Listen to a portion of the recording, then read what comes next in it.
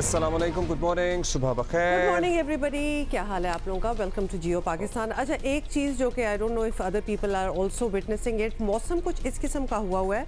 कराची की बात हो रही है, वैसे तो गर्मी है, ठीक ठाक शदीद गर्मी है आई बिलीव, लेकिन एट नाइट जब वो हवा सी चलती है तो थोड़ा सा कंफ्यूजन हो जाती है, तो इसके एलर्जीज ये ना कहिएगा कि खुनकी हो जाती है, क्योंकि कंफ्यूजन तक मैं जरा इत्तेफाक कर लूंगा। नॉट कमिट टू खुनकी, आई सेड कंफ्यूजन, क्योंकि वो कंफ्यूजन हो जाती है और फिर एलर्जीज का एक सिलसिला जो है, और शायद बॉडी को ये लगता है और सिस्टम को ये लगता है कि हम शायद पंजाब में हैं और बाकी खुनकी और वो मौसम बदलने वाला सीन है।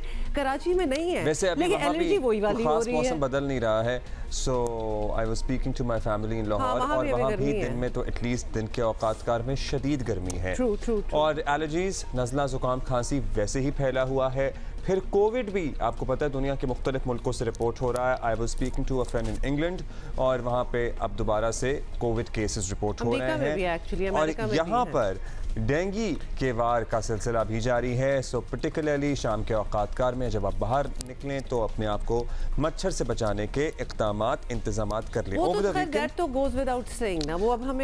कुछ हुआ, और दुनिया में एक बड़ी डेवलपमेंट जो हुई है, हमास और इसराइल का तनाज़ा, लड़ाई, जंग, जो भी आप इसे नाम दें, एक्चुअली जंग है, वो शुरू हो गई है, और इसके बारे में हम तफसील से बात करेंगे। बहुत सी ओपिनियंस आ रही हैं, लम्हा लोग इस बारे में अपडेट्स पढ़ना चाहते हैं। कल हम भी सारा दिन देखते रहे, पढ़ते रहे, जब से मामला एक्चुअली शुरू हुआ है। थोड़ी परेशानी, थोड़ी टेंशन भी थी, और अल्लाह करे कि दुनिया का अमन सलामत रहे। लेकिन फिलहाल हम जरा बात करेंगे क्रिकेट मैच की, जिसमें वाकई विराट कोहली के वैसे तो हम पहले से ही फैन थे, लेकिन एक मरतबा फिर उन्होंने साबित कर दिया कि he is one of his kind. Yeah, he is one of the best. और लेकिन let us start with Pakistan first, because वो जब हम पाकिस्तान नेदरलैंड से मैच जीता है ना ऑन फ्राइडे, पाकिस्तान का पहला मैच था, उसके बाद हमारा शो नहीं हुआ, तो हमने वो बात नहीं की। सो गुड ऑन अस कि हमने भी अपना पहला मैच जो था वर्ल्ड कप का अल्हम्दुलिल्लाह वो जीत लिया। वो किस तरह जीता है, दैट्स अनदर स्टोरी जिस पे वी कैन। अच्छा, मुझे लगा था हमारी शायद मुलाकात हुई है और बात हुई है। नहीं, दैट वाज ऑन फ्राइडे ना। ओके, वो हमारी आपस में शायद हुई होगी, लेकिन ऑन एयर हमारी नहीं हुई। एक सेकंड अपना माइक फिक्स कर लूं। उसके बाद तो अब लिहाजा into the Monday this morning कोई 4 जो हैं वो वर्ल्ड कप मैचेस हो चुके हैं, और लेटेस्ट जो हुआ है वो हुआ है इंडिया का, और जबरदस्त मैच। और इब्तिदा में 2 गेंदों पर 3 आउट देख के ना पता नहीं लग रहा था कि जैसे इंडिया तो गया, अब क्या होगा क्या नहीं होगा। It doesn't matter to them. आपने देखे उनकी बॉडी लैंग्वेज भी, फर्क ही नहीं पड़ता, कोई फर्क नहीं पड़ता। अगर शुरू के वी नो आवर साइकी, हमारे शुरू के 2-4 नहीं, चलो 2-3 भी अगर आउट हो जाए तो हमें लगता है ओके नाउ इट्स ओवर, और मिडिल ऑर्डर तो है नहीं, अब कौन आएगा। बट उनकी बॉडी लैंग्वेज से भी आपको ये नहीं पता चलता, और देन दे परफॉर्म ऑल्सो।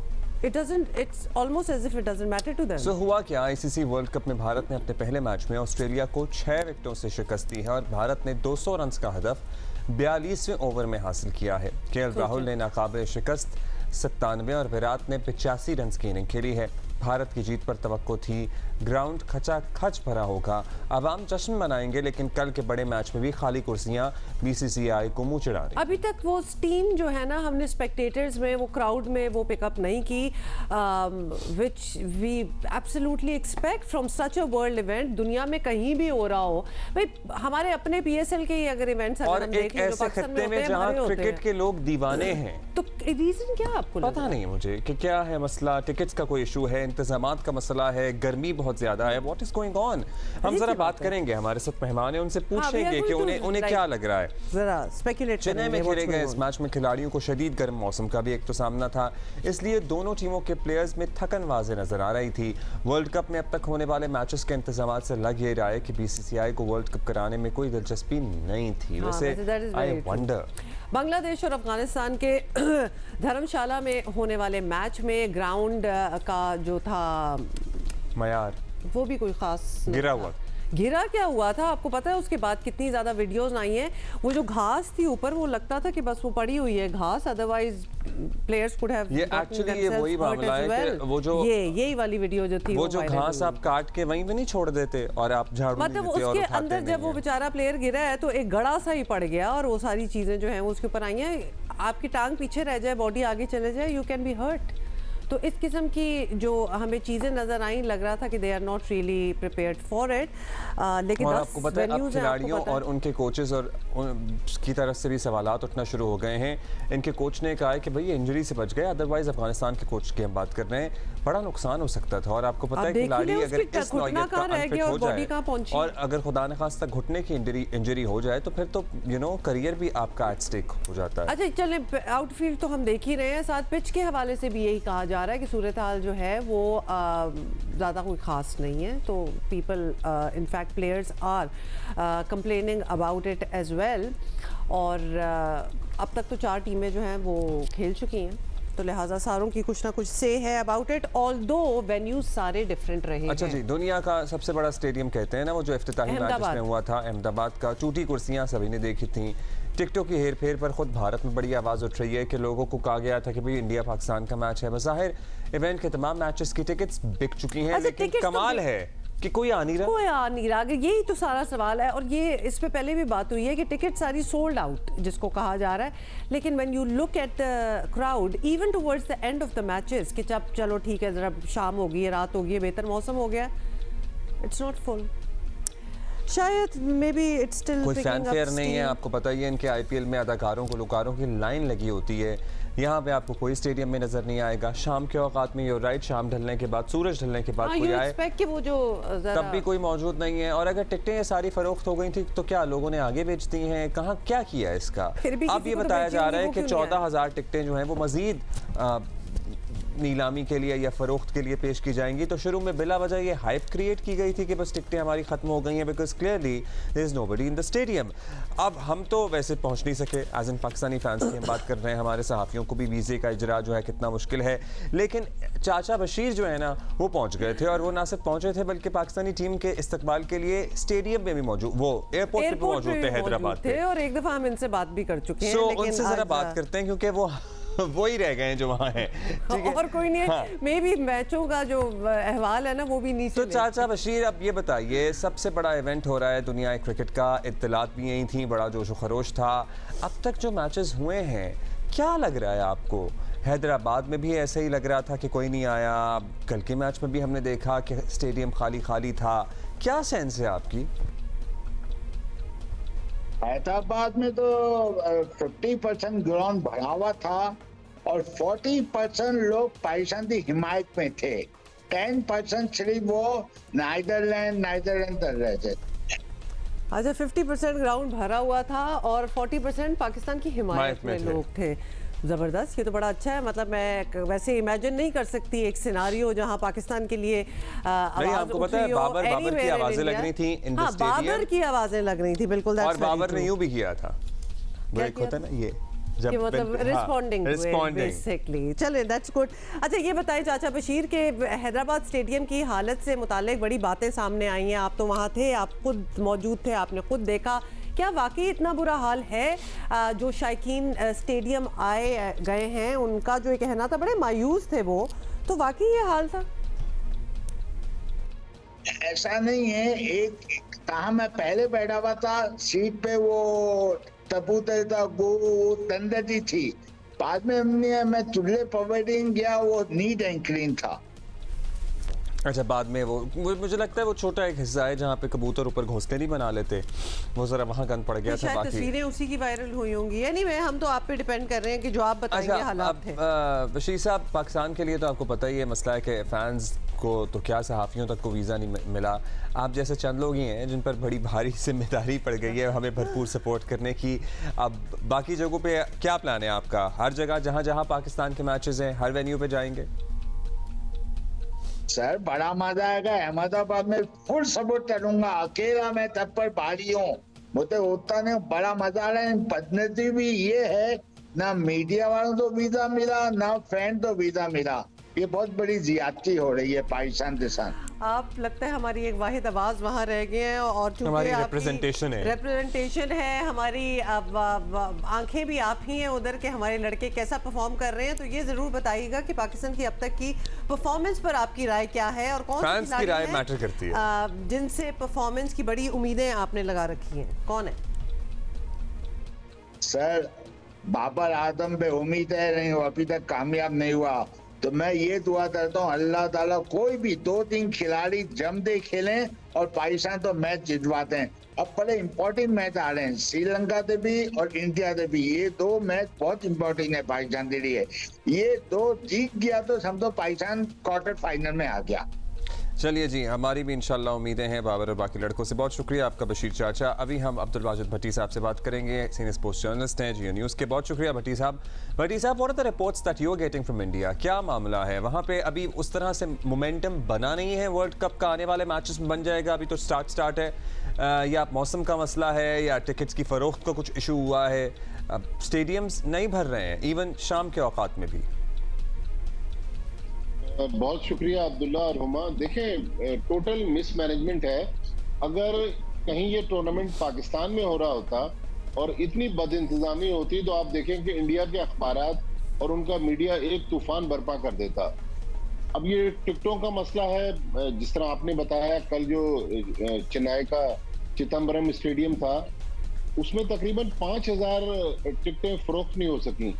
दरअसल मसला ये है कि ऑनलाइन टिकटें फरोख्त हो रही हैं। आईसीसी और बीसीसीआई ने बहुत सारी टिकटें अशराफियात के लिए पहले से होल्ड की हुई हैं और जाहिर है पाकिस्तान और इंडिया में हर शख्स के पास क्रेडिट कार्ड नहीं है। क्रेडिट कार्ड के जरिए लोग खरीद नहीं सकते। बॉक्स ऑफिस के जरिए टिकट फरोख्त करने का कोई इंतजाम नहीं है। धर्मशाला का जिस तरह आपने बताया, आउटफील्ड का मसला था, सीटें गंदी हैं, स्टेडियम नहीं भर पा रहे हैं। तो मतलब वीजों का तो एक इशू अपनी जगह मौजूद है। इतनी ज्यादा अभी तक टूर्नामेंट का आज 6वां दिन है, इतनी ज्यादा बदइंतजामी है, लेकिन आईसीसी के कानों में रुई डली हुई है, आंखों पर पट्टी बंधी हुई है। आईसीसी जो गवर्निंग बॉडी है दुनिया में क्रिकेट की, वो अभी तक भारत को बोलने में नाकाम रही है, उनको कोई अपने टर्म डिक्टेट कराने में नाकाम रही है। तो अभी तक तो वर्ल्ड कप बहुत फीका सा नजर आ रहा है। ऊपर तरह बहुत सारे बदइंतजामी के वाकयात सामने आ रहे हैं, टेरर थ्रेट्स भी मिल रही हैं, लोगों को वीजे इशू नहीं हो रहे। तो मेरे ख्याल में इस तरह का वर्ल्ड कप अगर किसी और मुल्क में होता तो इंडियन मीडिया बहुत उछल कूद करता, लेकिन अफसोस की बात है कि आज इंडिया में वर्ल्ड कप में जो कुछ कहानियां सामने आ रही हैं वो बहुत ज्यादा इंडियन मीडिया में भट्टी साहब, ये है बड़ी अजीब बात, क्योंकि इंडिया काफी, आपको पता है कि वो काफी चला के फिर बताते हैं दैट वी आर रेडी और हम बड़े ग्लोबल हैं और इतने बड़े मेगा इवेंट्स जो हैं ये इंडिया में ही होने चाहिए, लेकिन इंतजाम बीच में कोई खास नहीं। तो वी वुड हैव थॉट कि जितना ही ऊंचा बोल रहे हैं उतना मैच भी करेंगे विद ऑल द अरेंजमेंट्स। जितनी ऊंची दुकान है उतना ऊंचा पकवान भी होगा। क्या जबरदस्त आपने बात की है, लेकिन ऐसा हमें नजर नहीं आ रहा फिलहाल। अगर वीजों को और अरेंजमेंट्स वगैरह को छोड़ भी दें तो हम अगर ऑन द ग्राउंड हालात देखें, हमने आउटफील्ड देखी है, अफगानिस्तान टीम ने तो कंप्लेन भी की है अबाउट दैट। पिच के भी हालात जो हैं उन पे भी थोड़ी सी कंप्लेंट्स आई हैं। इन्होंने तो अपने ग्राउंड्स नहीं उस तरह उस मयार के बनाए जो कि ऐसे स्पोर्टिंग इवेंट में होने चाहिए। What to talk of mismanagement जो टिकट्स के साथ की है। देखिए, इंग्लैंड के फॉर्मर टेस्ट क्रिकेटर हैं जोनाथन ट्रॉट, वो अफगानिस्तान के हेड कोच हैं। उन्होंने इंग्लिश टीम को खबरदार किया है कि भाई मुजीब जी, जो अभी आप फुटेज दिखा रहे थे, जिस खिलाड़ी का घुटना जो था वो जी, तो वो मुजीब है अफगानिस्तान के स्पिनर, वो जख्मी हुए। तो जोनाथन ट्रॉट ने इंग्लिश टीम को खबरदार किया कि भाई आपका भी मैच धर्मशाला में देखभाल के जाइएगा, कहीं आपका कोई खिलाड़ी अनफिट ना हो जाए। तो टूर्नामेंट से पहले आईसीसी ने क्लेम किया था कि जितनी टीमें हैं सबको लेवल प्लेइंग फील्ड दी जाएगी और पिचों का जो स्टैंडर्ड है वो यकसा होगा। लेकिन आप देखें, कोई टीम 429 बना रही है, कोई 199 रन पर आउट हो रही है। तो वो जो पिचेस का स्टैंडर्ड था वो मेंटेन नहीं हो पाया। आउटफील्ड वो वर्ल्ड स्टैंडर्ड की नहीं है। तो मेरे ख्याल में वर्ल्ड कप जैसे टूर्नामेंट में ये चीजें होनी नहीं चाहिए थी। लेकिन अफसोस की बात है कि अभी तक जो पहला हफ्ता चल रहा है इस टूर्नामेंट का, वो फुल ऑफ कंट्रोवर्सीज है। एब्सोल्युटली यही लग रहा है। अच्छा, हमारे कैंप से क्या खबरें आ रही हैं आपको? सब अमन है, रावी अमन लिख रहा है, चैन ही चैन है, या फिर कुछ तब्दीलियां देखी जा सकती हैं आने वाले मैचेस में, या अभी तक जो प्लान था उसके मुताबिक ही चला जाएगा? देखिए अब्दुल्ला, पाकिस्तान ने चूंकि पहला मैच जीत लिया, उसको सेलिब्रेट भी किया गया।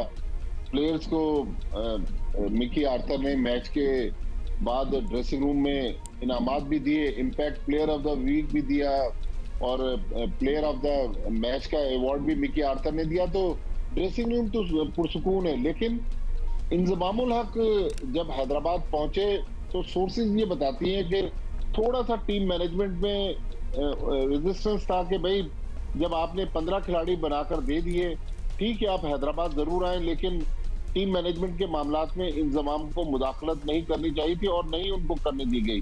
अब इत्तलात ये है कि इंजमामुल हक वापस आ रहे हैं। ओवरऑल पाकिस्तान का जो ड्रेसिंग रूम है वो बिल्कुल काम एंड क्वाइट है।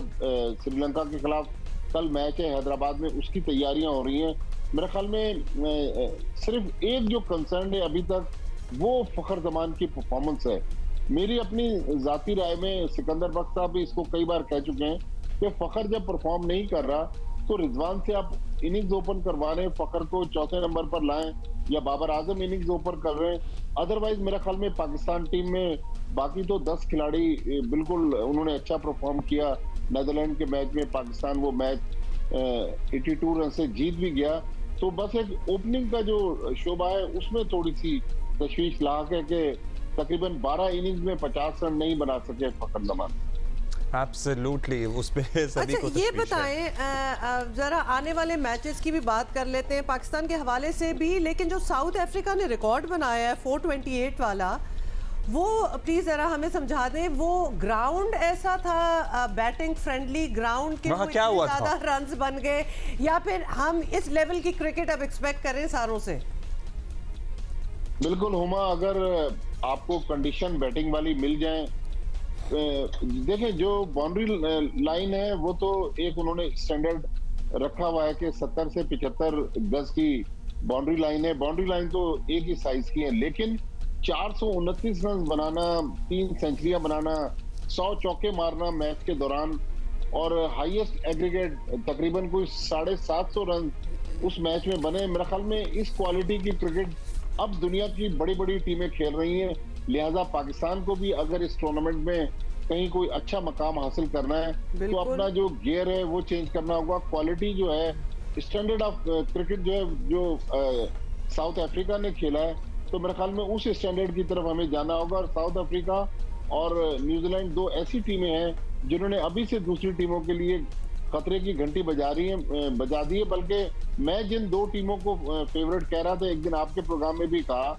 इंग्लैंड और ऑस्ट्रेलिया दोनों एक मैच हार गए, तो लिहाजा वर्ल्ड कप अब शुरू से ही एक मुझे लग रहा है और इंटरेस्टिंग हो गया है। जो चीजें जो टीमें फेवरेट लग रही होती हैं वो हार जाएं तो और इंटरेस्ट डेवलप हो जाता है। अच्छा, आने वाले मैच में हमारे ओपनिंग जोड़ी में कोई तब्दीली देख रहे हैं हम? देखें, मुझे लग रहा है कि शायद अब्दुल्ला शफीक जो हैं उनको चांस देंगे बाबर आजम, क्योंकि फखर जमान पर बहुत ज्यादा प्रेशर बिल्ड हो गया है। नेदरलैंड जैसी हल्की टीम के खिलाफ भी उनको इसलिए खिलाया गया कि एक बड़ी इनिंग्स खेल के वो कॉन्फिडेंस हासिल कर लें, लेकिन उस मैच में भी वो जल्दी आउट हो गए। तो फखर जमान को मेरे ख्याल में रेस्ट कराने की जरूरत है। अगर रेस्ट ना करवाएं तो एटलीस्ट उनकी पोजीशन चेंज करें, अदरवाइज बाकी पाकिस्तान के 10 खिलाड़ी मुझे लग रहा है उनमें कोई तब्दीली नहीं होगी, बल्कि हो सकता है कि फखर के साथ एक और गैम्बल खेलें। लेकिन बहुत ज्यादा अगर आप फखर के साथ जाएंगे तो फखर के लिए भी अच्छा नहीं है और टीम के लिए भी अच्छा नहीं है। बहुत शुक्रिया आपका, थैंक यू भट्टी साहब। बहुत शुक्रिया, थैंक यू। ओके, हम क्रिकेट की मजीद भी बात करेंगे, क्योंकि ये जो स्कोर था ना ये साउथ अफ्रीका वाला मतलब अगर ये प्रेसिडेंट सेट हो रहा था तो मुझे एटलीस्ट स्ट्रेस हो रहा था, स्ट्रेस हो गया था कि हम तो 300, 350 और 450 टाइप बातें कर रहे हैं, ये तो ऑलमोस्ट 450 पे बात पहुंच रही है। एनीवे, ब्रेक लेते हैं।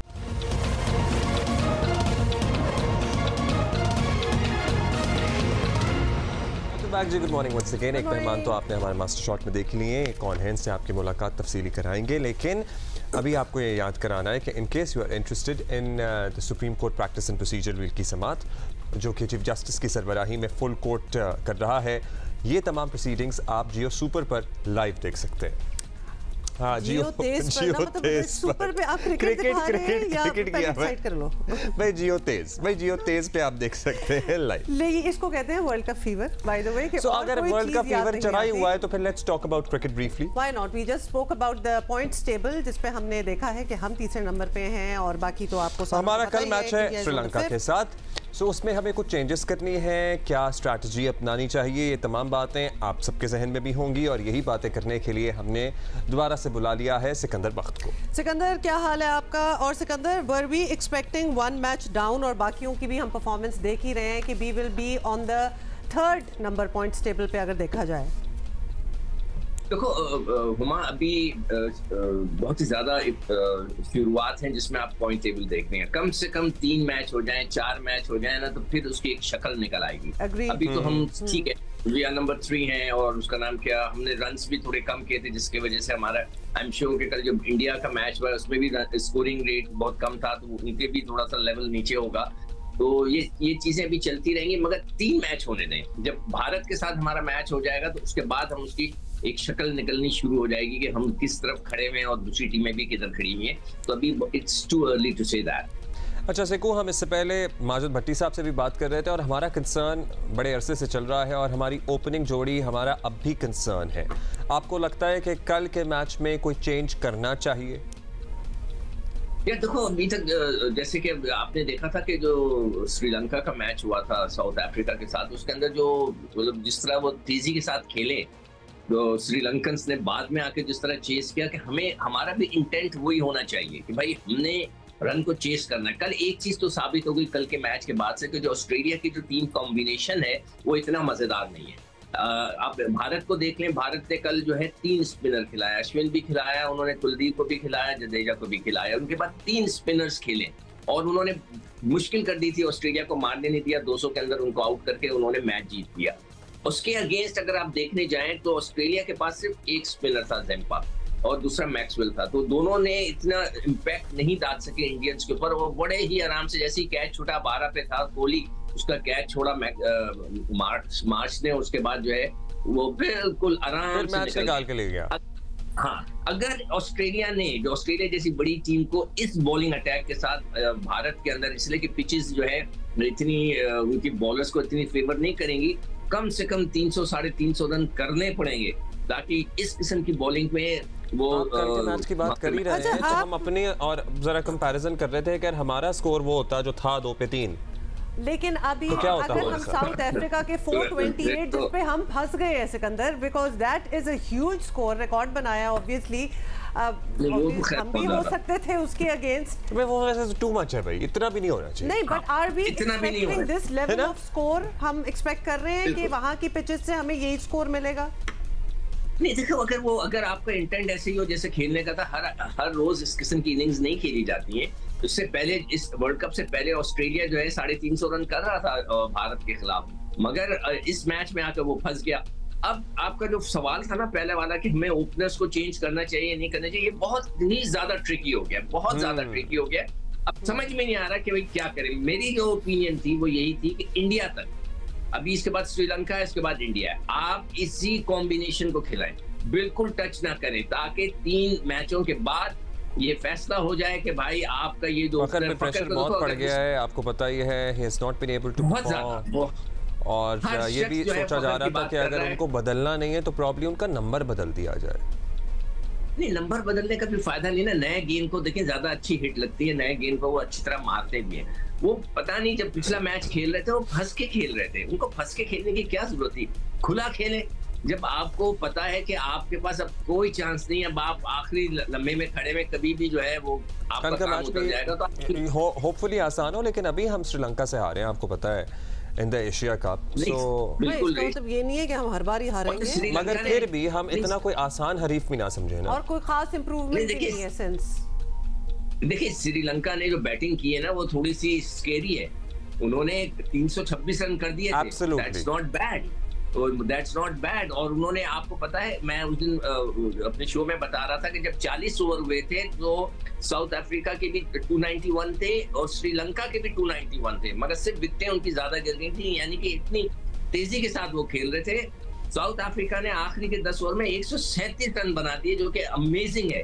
तो जिसके वजह से जो है वो आगे निकल गया, तो श्रीलंका पीछे था उनके। तो Sri Lanka can be a steady side. कल के मैच में, टुमारोज मैच, हमारा स्कोर क्या होना चाहिए, which would be a good start? हम बगैर पिच के देखे कहाँ मैच हो रहा है। कल जब मैच शुरू हुआ तो जब हम प्रोग्राम कर रहे थे उन्होंने कहा कि एक दिन पहले दबा के बारिश हुई है चेन्नई में, तो उसी वक्त मैंने कहा था कि देखें जब बारिश जब पानी नीचे चला जाता है तो पिच के ऊपर थोड़ा उसका असर जरूर होता है। और हमने देखा कि उन्होंने 3 स्पिनर, इंडिया को आइडिया भी था, उन्होंने 3 स्पिनर खिलाए। तो कल जहां मैच होगा हमारा, हमें नहीं पता कि वहां की पिच क्या बिहेव करती है, रात को बारिश होती है नहीं होती है। चलें, रात तो गुजर गई होगी, कल दोबारा आपसे बात करेंगे। सो कल हम दोबारा इस मैच पे तबसरा कर लेंगे। Thank you Siku for being with अस।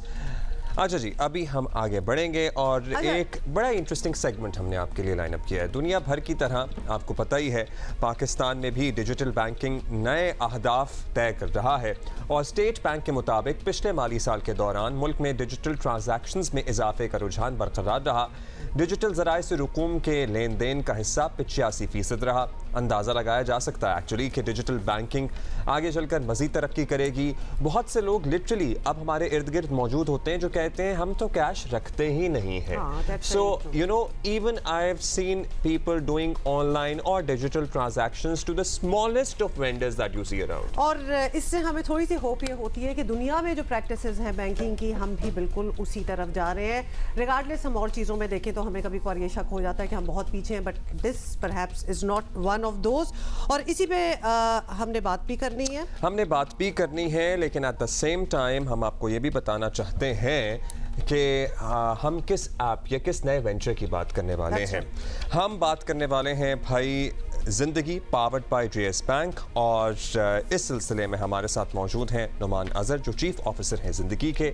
अब आपके जहन में भी यही होगा कि भाई बहुत सारी ऐप्स हैं, बहुत सारे बैंक डिजिटल सर्विसेज फराहम कर रहे हैं, तो ऐसा नया क्या है? लेकिन नया है, सो इसीलिए हमने नुमान को यहाँ जहमत दी है। Welcome to Geo Pakistan. नुमान कैसे? नुमान बताइएगा, start selling it to us, what is different about it? So I think you are the right target market. Zindigi को लॉन्च करने का मकसद ये था कि हम एक specific set of target market जिसमें जेन ज़ी और मिलेनियल्स प्राइमरली और टेक सेवी लोग हैं जो कि ट्रेडिशनल वे ऑफ बैंकिंग को पसंद नहीं करते। वन वे और अदर, इट्स नॉट अबाउट कि वो बैंकिंग सर्विसेज अच्छी है बुरी है, इट्स अबाउट कि ब्रांच में जाना, जाके 30-40 पेजेस का फॉर्म फिल करना एंड देन हर काम के लिए ब्रांच मैनेजर से रब्ता करना या ब्रांच को विजिट करना। सो दुनिया में जो नया कॉन्सेप्ट आया वो यह है कि banking at your door step. और वो नॉट ओनली कि आपने अकाउंट खुलवा के ऐप से सिर्फ बैंकिंग करनी है, बट जितनी भी नीड्स हैं, चाहे आप अकाउंट मेंटेनेंस सर्टिफिकेट की बात करें, चाहे आप इवन चेक डिपॉजिट और चेक विड्रॉल की बात करें, कस्टमर्स को एक ऐसा तरीका बैंकिंग का चाहिए होता है जो कि कम्प्लीटली डिजिटल हो। और दुनिया में डिजिटल बैंकिंग ऑब्वियसली काफ़ी सक्सेसफुल भी है। There has been many unicorns जो कि डिजिटल बैंक्स बने हैं। पाकिस्तान में रिसेंटली डिजिटल बैंकिंग का कॉन्सेप्ट, पहले डिजिटाइजेशन का कॉन्सेप्ट आया जिसमें बैंक्स ने बड़ी अच्छी अच्छी ऐप्स बनाना शुरू की और अपने कस्टमर्स को फैसिलिटेट किया।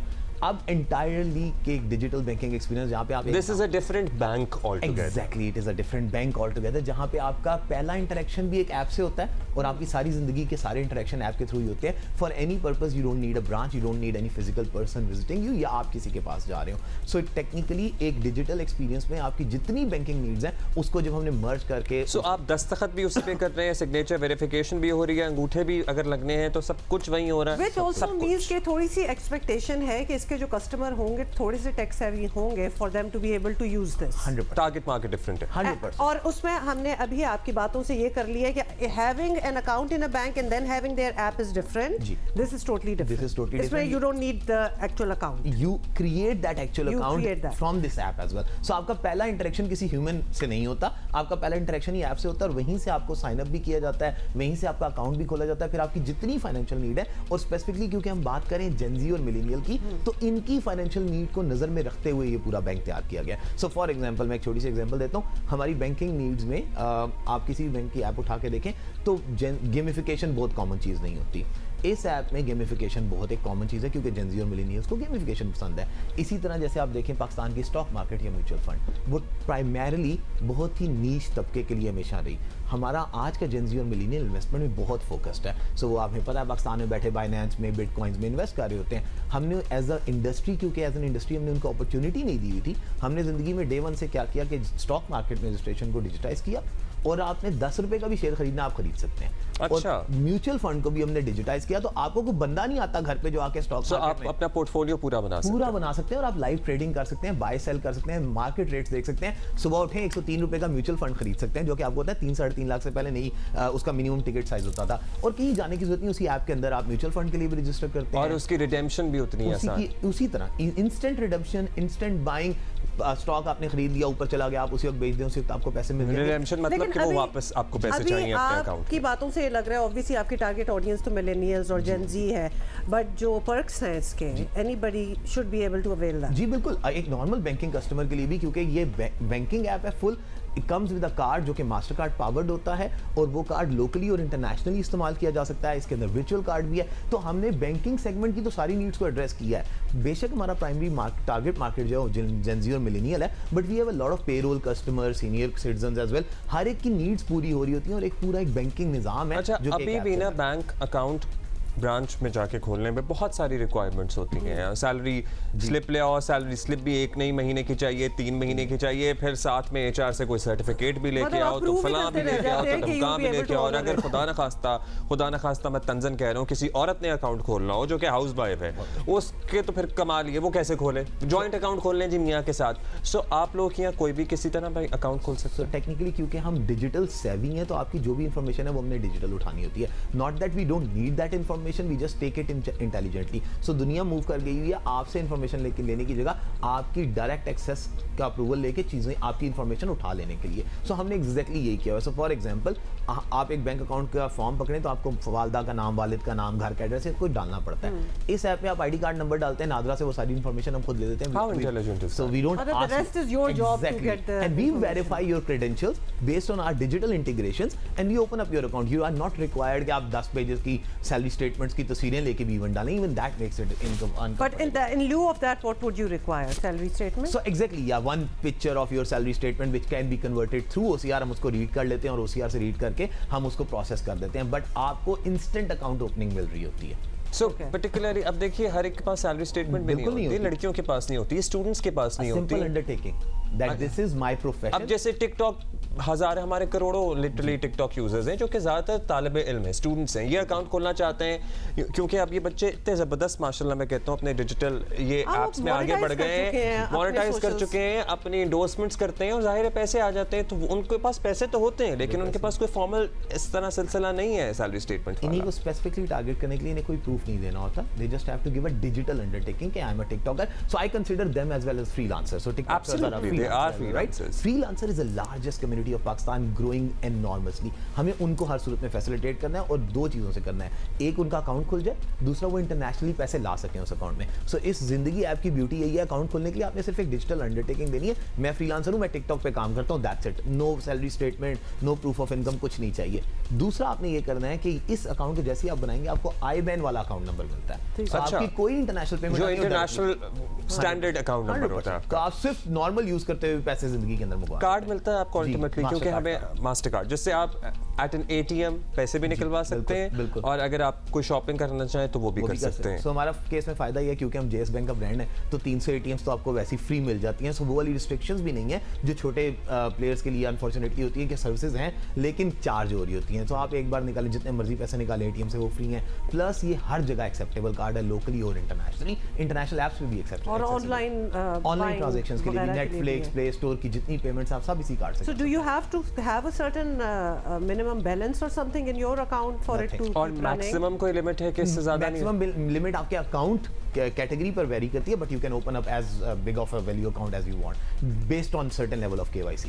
ऑलराइट, अब ये बता दें क्योंकि हमारे जो नौजवान हैं ना बच्चे, ये डिस्काउंट्स पे बड़े लोग होते हैं। सो वो कहते हैं कि भाई अच्छा हम ये कार्ड बना लें, और हमें भी कभी कोई बाज़ कार्ड्स ऐसे होते हैं जो बड़े ज़बरदस्त डिस्काउंट्स होते हैं और फ़ायदा भी होता है लिटरली।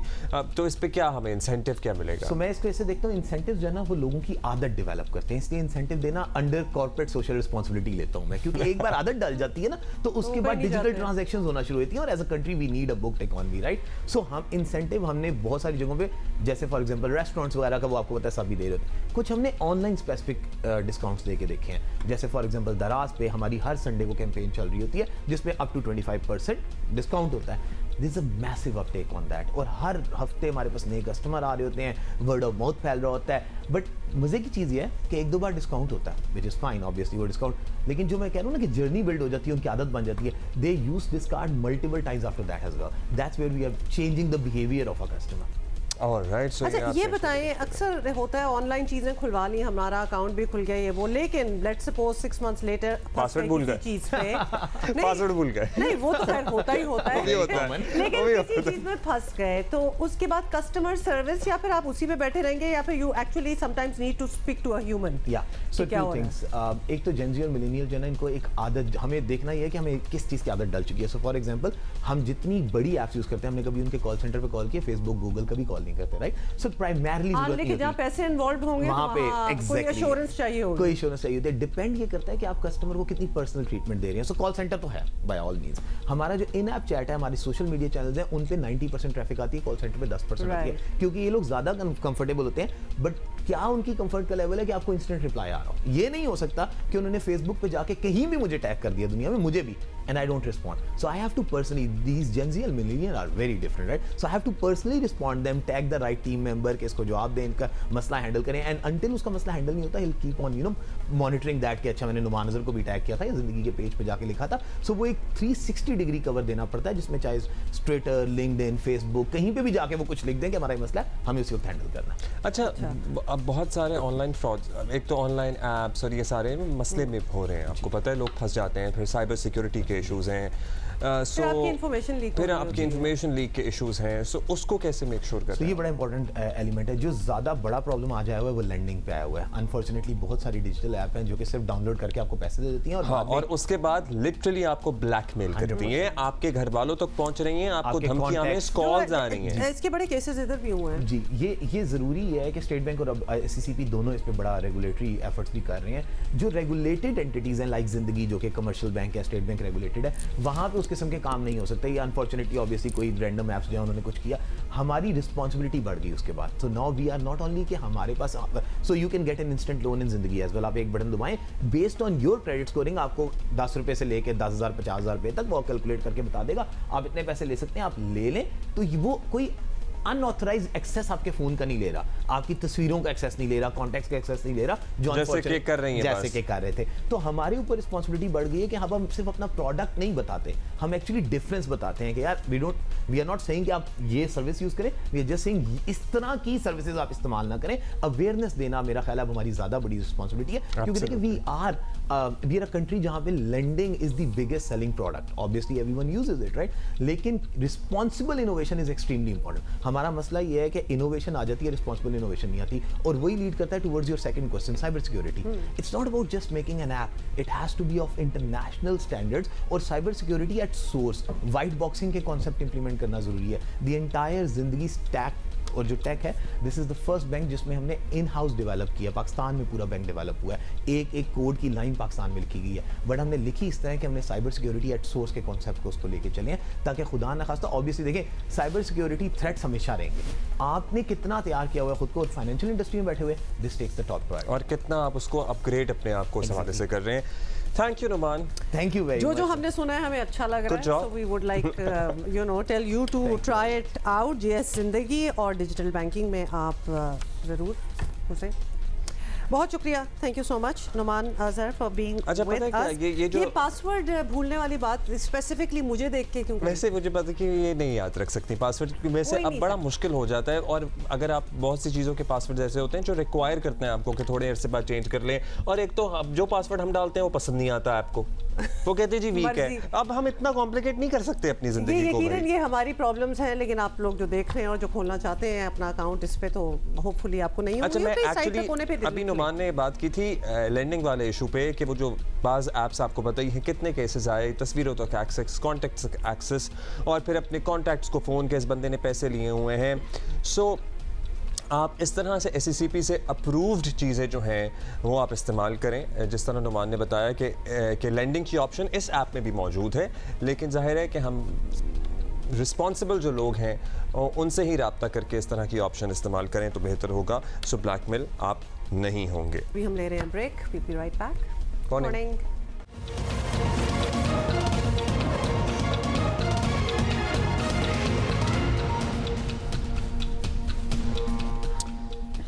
वेलकम बैक जी, गुड मॉर्निंग वंस अगेन। क्या हाल चाल? अच्छा, आप लोग हमें मैसेजेस आ रहे हैं कि हम ज़रा अपडेट दें आपको गज़ा और इसराइल की सूरत हाल से मुताल्लिक। तो बहुत बुरा हाल है एक्चुअली उधर, बहुत बुरा हाल है। इतवार की सुबह गज़ा से इसराइली मकबूजा इलाकों में दाखिल होने वाले हमास के जंगजुओं के हमलों में मारे गए इसराइलियों की तादाद अब 700 से ज़्यादा बढ़ गई है। हज़ारों लोग ज़ख्मी हैं, सैकड़ों इसी तरह किडनैप किए गए हैं या यरगमाल बनाए गए हैं। हमास के जंगजू मोटरसाइकिलों, पैराग्लाइडर्स और कश्तियों पर भी दाखिल हुए। To be honest, anything and everything they could get, और ऐसा सरप्राइज अटैक उन्होंने दिया है कि Israel with world class intelligence हैरान है। वैसे दुनिया इस बात पे वैसे दुनिया बहुत हैरान है कि उनको समझ ही नहीं आई कि हुआ क्या है।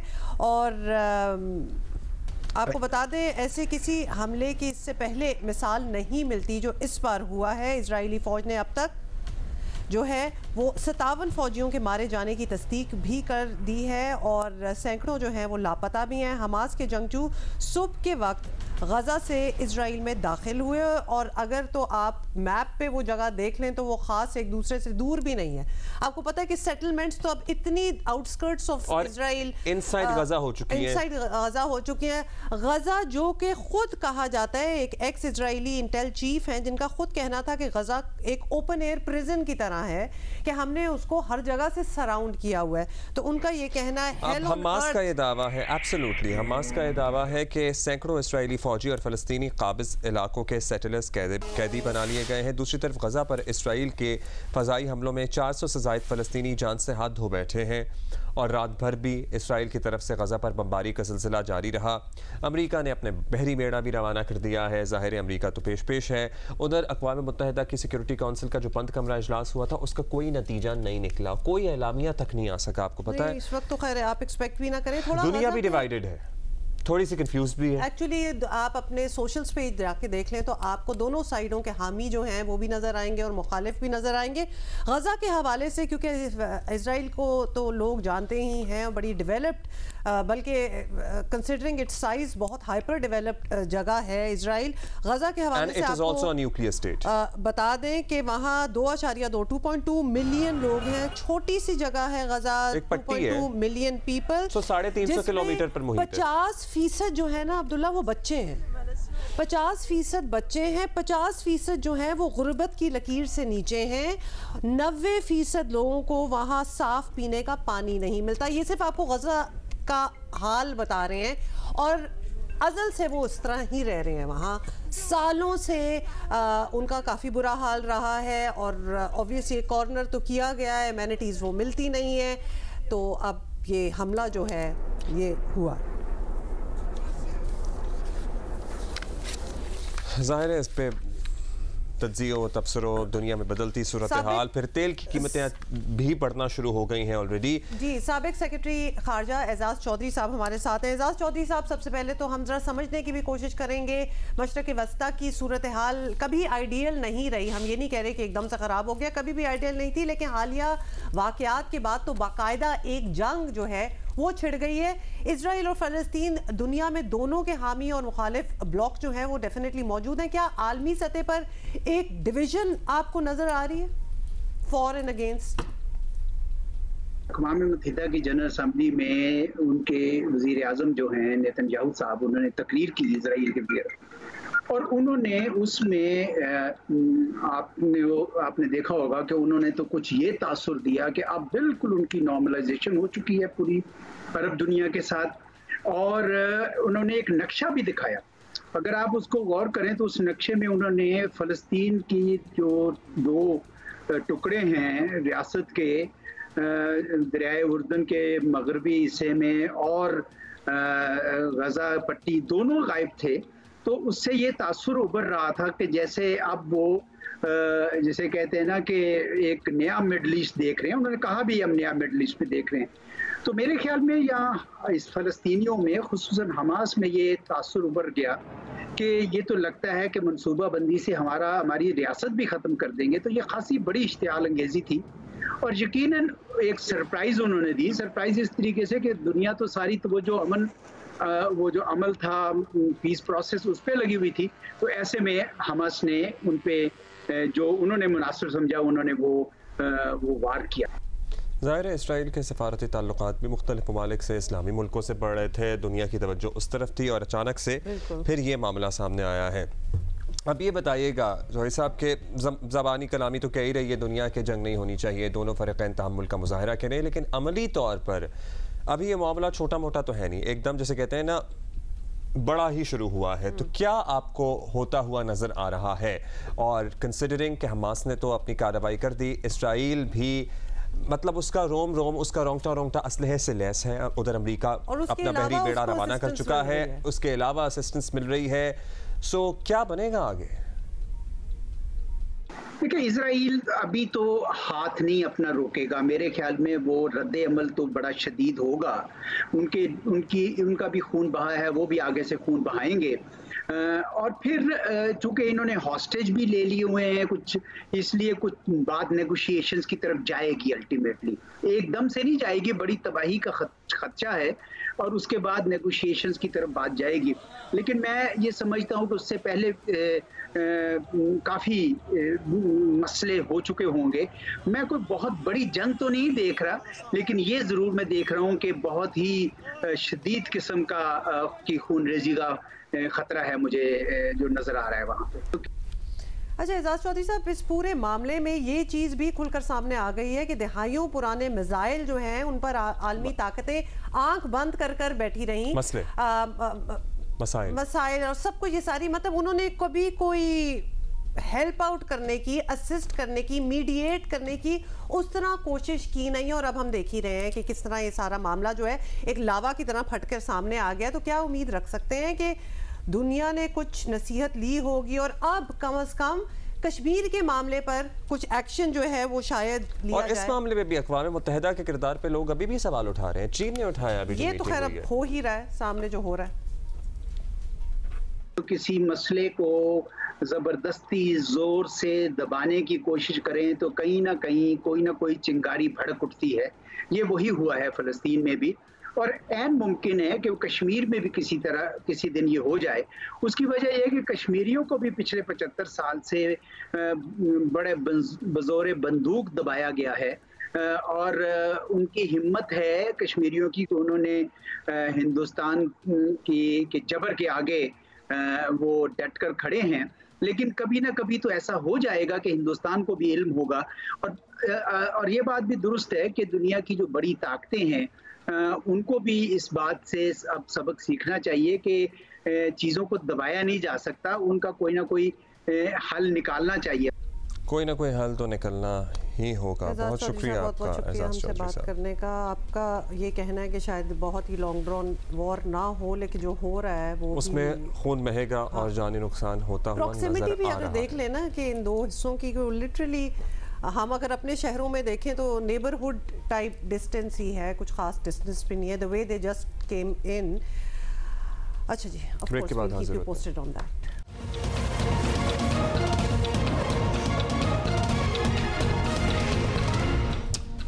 वेलकम बैक भाई। और अच्छा जी, एक और वार्निंग आई है। ये वार्निंग ही है क्योंकि क्यों नाराज क्यों हो रहे हो? ये वार्निंग है। कौमी इदारा जुकाम शुरू हुआ है और आप इस तरह की खबरें दे रही हैं। That is very true. वैसे तो मुझे भी एलर्जी थी। कौमी इदारा सेहत ने एक नई वायरस है, नीपा वायरस, इसका नाम है नीपा वायरस, के फैलाव के हवाले से वायरस है। लेकिन अच्छा जी, ये है और वफाकी सूबाई हेल्थ अथॉरिटीज़ को मरासला जो है वो जारी किया है, जिसमें खबरदार किया गया है कि भारतीय बॉर्डर एरियाज़ में मौजूद चमगादड़ से ये नीपा वायरस पाकिस्तान मुंतकिल होने का इम्कान है। एयरपोर्ट सरहदी मकामात पर मौसम निगरानी यकीनी बनाने की, ये भी लंग्स को मुतासर करता है। अच्छा जी, लेकिन इससे आपकी ब्रेन स्वेल कर जाती है और सिम्टम्स जो हैं दे अपीयर इन 4 to 14 डेज। ये सारा इसके हवाले से मैं पढ़ रही थी। इंशाल्लाह हमें वैसे होना supreme Court Practice and Procedure Bill की फुल कोर्ट समाअत जारी है और ये लाइव प्रोसीडिंग आप जियो तेज पर देख सकते हैं। That is it for today. We're going to see you tomorrow, inshallah. Have a good day. Have a nice day.